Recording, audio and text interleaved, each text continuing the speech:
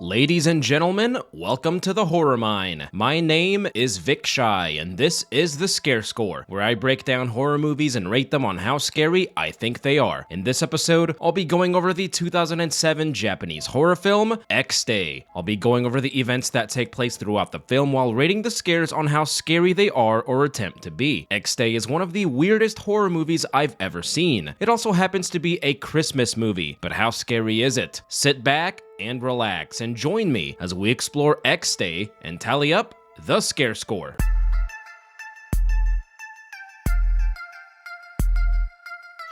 Our movie begins at night in a shipping yard. Two customs officers played by J-horror regulars Yurei Yanagi and Yoji Tonaka are making their rounds and inspect a container with an odd smell. They open it and find the container completely filled with human hair. One of them says it's material used for hair extensions or EXTE. One of them turns his back to the hair and a woman's face emerges from it. They take off running in fear and we see the body's hand holding a bell as the tune of Silent Night starts to play. I told y'all this was a Christmas movie. This was a decent opening scene that sets the tone for the movie up very well. Not overly scary, but definitely weird as hell. We meet the film's antagonist and one of the strangest horror movie characters I've ever seen, a man named Gunji Yamazaki who works at the morgue. After his coworker leaves, he opens all the body bags and inspects the hair of all the dead bodies. The hairs of the first 4 bodies are not up to his standards and he calls them garbage. The last body has her eyes wide open and is pretty unsettling to look at. He gets a good strong whiff of her hair and she appears to look right at him as a tear falls down her face. The other bodies now all have their eyes open and are looking in his direction, but that doesn't lead to anything. He cuts off a piece of her hair and the film's title appears on screen. This is a good and effectively creepy introduction to the strange and over-the-top character that is Yamazaki. We meet our main character Yuko, portrayed by actress Chiaki Kuriyama, who I've had a crush on ever since seeing her in Kill Bill Volume 1. Yuko is training to become a hairstylist and lives with her dancer roommates named Yuki. They do this weird thing where they communicate by narrating to each other in third person. I'm pretty sure it's done for exposition purposes because it doesn't happen again after that. Yuko rides her bike to the salon and seems like a very outgoing and happy person. We meet one of her fellow coworkers named Sachi and about half a dozen other people who aren't super important to the plot, to include the salon owner. We also briefly see Yuko's sister Kiyomi and her young daughter named Mami. The body of the woman found surrounded by hair at the shipping yard is examined at the morgue. They discover that her organs have been harvested and her body is filled with hair. The detectives believe she was a tragic victim of human trafficking. It's Christmas come early for Yamazaki as he's just scored his prized possession. He inspects the body and finds that hair has already started to grow all over her, inside and out. The body sheds a tear and is such an odd sight to look at. Yuko comes home and finds Mami sleeping on the couch. It turns out that Kiyomi left her there so she could go party with her boyfriend. No Mother of the Year candidate, but I'm not qualified enough to speak on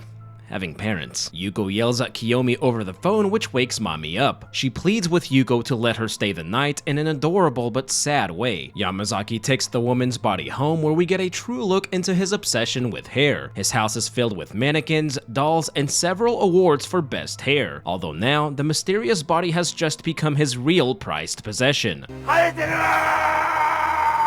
The next morning, Yuko discovers several bruises on Mami's body. She tries to hide them, but it's clear that she is being abused by Kiyomi. The detectives learn that the body went missing from the morgue and question Yamazaki. He tells them that he was the last one there and he didn't notice anything suspicious. Being the top-tier detectives they are, they don't even suspect him of taking the body. Instead, we get an awkward moment where one of the detectives gets a little rough with Yamazaki for smirking. Yuko heads to work and leaves Mami home alone. She stops by the beach and does the very anime thing of shouting at the top of her lungs saying that she'll never give up. That night, Kiyomi barges her way into Yuko's house and things get pretty intense. She starts treating Mami like trash and acts like she owns the place. Kiyomi starts breaking things and Yuko confronts her about the bruises. Kiyomi then drops a bombshell that leaves Yuko speechless. She says that at least she kept Mami and didn't get an abortion like Yuko did. She then starts smacking her sister around and is a really despicable character. Yuko refuses to let Mami leave with her and Kiyomi decides to leave her there. Mami is left in tears years and is clearly traumatized by the treatment from her mother. This movie can get pretty sad, but the next scene reminds us that it's more weird than emotional. The woman is now growing hair from all her wounds and it looks very off-putting. As Yamazaki gazes at her, he says, "Let it grow, let it grow, let it grow." And we see the hair is also growing throughout the entire house. He then speaks directly to the corpse and cuts off some of the hair. He goes to a hair salon and sells some of the hair as extensions with bells attached to them. After the salon owner puts the extensions in, the corpse's hair grows at an extremely rapid rate. Yamazaki goes absolutely wild and thinks the hair spirit is angry. The extensions start to move on their own and go right into the woman's ear. We are then shown a flashback of what happened to the hair spirit in a disturbing scene that also confirms this as a Christmas movie. As a creepy rendition of Silent Night plays in the background, we see three masked men wearing butcher aprons forcefully dragging a woman. They start cutting the woman's hair in an unsettling scene that is hard to watch. The salon owner is seeing it all unfold in her head and appears to become possessed by the hair spirit. The woman was shaved bald and the men proceeded to harvest her organs. The salon owner then jams scissors into her customer's ear. She grabs another pair of scissors and decides to paint the walls of her salon red, in the spirit of Christmas, of course. This scene was much more unsettling and disturbing than scary. The scariest part of the scene is the super creepy rendition of Silent Night. Also, random side note, I had already planned on covering this film for this week's episode before knowing it was a Christmas movie, which makes me pretty cool. A little girl looks into the shop window and tells her mom that the shop is all red. Yamazaki sees the salon incident on the news and realizes that the hair spirit's extensions were responsible. He puts a white dress on the hair spirit and is now wearing a Stars and Stripes shirt while rocking her back and forth. That is one unusual dude. When Yuko is at work, mommy starts cutting the hair of one of the mannequins. She cries while doing it, which causes her to do a haircut that I definitely wouldn't pay for. She tries reaching for another mannequin and causes all the other heads to fall over, making a huge mess. Yamazaki is now walking around in public wearing a wig, a sun hat, and is recording everyone who walks past looking for someone with perfect hair. He thinks everyone's hair is filthy and wants to fill the town with beautiful hair. I wonder what he'd think of this. He then sees mommy walking alone looking for Yuko's hair salon. He follows her like a real creep and says she has lovely hair. Back at his house, we get an eerie shot of the hair spirit with Silent Night playing in the background before she opens her eye. Yamazaki makes his way to the Gilles de Rey hair salon and kindly drops off mommy. He is completely taken aback by Yuko's luscious hair and gets the hint that he is creeping everyone out. Yuko thanks him for bringing mommy and he says there's no need to thank him. Neh. And he takes off running. Yuko's boss then tells Yuko to do something about mommy. They take a taxi ride home and mommy asks Yuko not to hit her. This makes it look like Yuko is abusing her to the cab driver. Yamazaki followed Yuko back to her house and is now singing a strange song about hair. Yuko comes home to find all her things all over the place. She gets upset with mommy and yells at her. She tells mommy not to touch anything, not even to clean up. Yuko walks out of the house frustrated and leaves mommy crying alone. Just when you thought Yamazaki couldn't get any weirder, he comes in riding on a small go-kart and watches the video he filmed.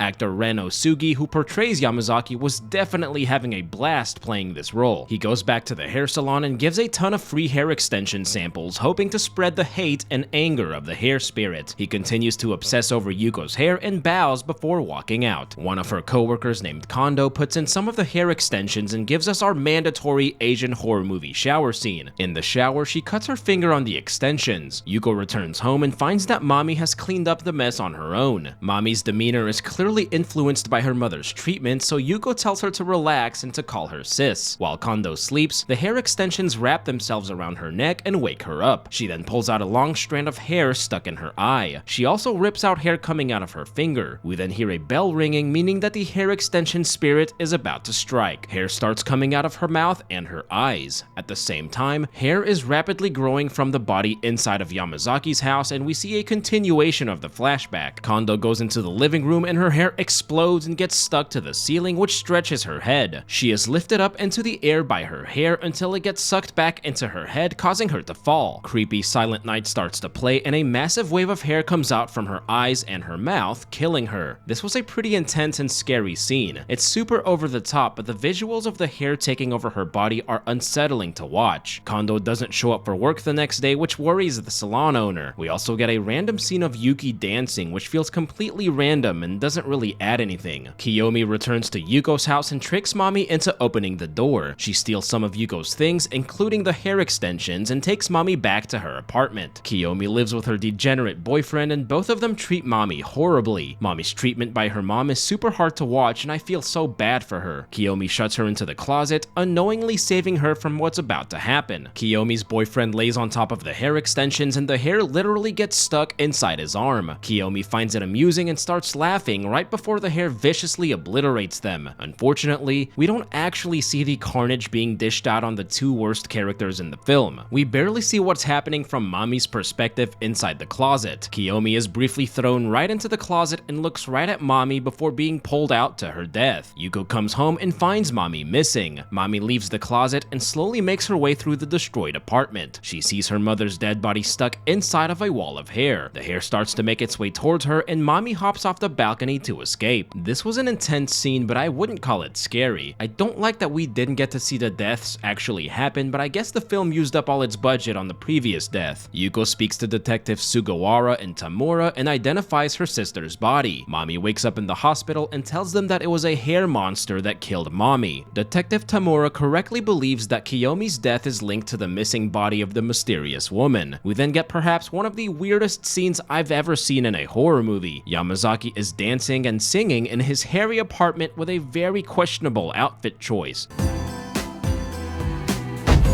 This is pretty much the scene that confirmed this movie as a horror comedy. The police then discover Kondo's dead body wrapped in hair. Her co-workers mourn her loss and the salon owner tries to cheer them up by telling them to focus on their work, giving off some real Mr. Krabs energy. Yuko goes home and tries to cheer mommy up by teaching her how to cut hair. It's a sweet moment and I really cared for both of their characters, especially mommy. That night, Yuko tells mommy the story of why she wants to be a hairstylist. She says she fell in love with the profession when a hairstylist cut her and her mother's hair when she was a child. The hair found on Kondo's body tested positive for the same hair of the missing body, which is actually the hair of more than 30 women combined. Yuko does a hairstyling workshop at work and uses mommy as her model. She puts the hair extensions Yamazaki gave them on mommy, which would be really cool if it didn't just mark her for death. The detectives walk in and interrupt the workshop to question the employees about Kondo's death. They learn about the extensions that came from Yamazaki and remember that he works at the morgue. Yuko puts two and two together and realizes she put the deadly extensions in mommy's hair. The hair extensions start growing all over the house with Yuki and mommy inside. Mommy cuts the extensions from the mannequin and the hair starts to bleed. Yuki realizes that they are completely surrounded by hair and they get trapped in it. Yuko makes it home and maneuvers her way through the hair. She finds mommy passed out and we see that Yuki has died. She tries freeing mommy from the hair and the hair fights back. She becomes trapped in the hair herself and passes out. Before she is consumed by the hair, Yamazaki arrives and tells the hair to leave them alone. The hair listens to him for some reason and he starts gushing over Yuko's hair again. The detectives go to Yamazaki's house and learn he stole the woman's body before being attacked by the hair. Yamazaki drives Yuko and mommy back to his house in his car that is covered in hair. He also sings his theme song that goes, "Hey ya, my hey ya." He comes home and sees the detectives stuck in the hair. He taunts them and starts hitting Detective Tamura until he just dies from it. Yamazaki then gives a dialogue about how obsessed he is with hair. He explains that the hair spirit's organs were harvested when she was alive and that this is her rage-filled revenge. He tries cutting off Yuko's hair and Detective Sugawara tells him to stop. This causes Yamazaki to choke him out with the hair to his untimely death. He then stuffs some hair in his mouth and sticks out his tongue. Yuko pulls on his tongue, which extends out in a really cartoonish way. They get into a little tussle and Yuko slices his neck with a piece of glass. Hair gushes out of his neck and his injury regenerates Deadpool style, not Nice Pool. Yamazaki goes to cut mommy's hair, which causes the extensions to bleed. This angers the hair spirit and she sits up. Hair starts viciously growing from Yamazaki's body and Yuko uses the opportunity to escape. He tries running after them, but the hair spirit launches hair wires in front of him, which decapitates him and turns him into whatever the hell this is.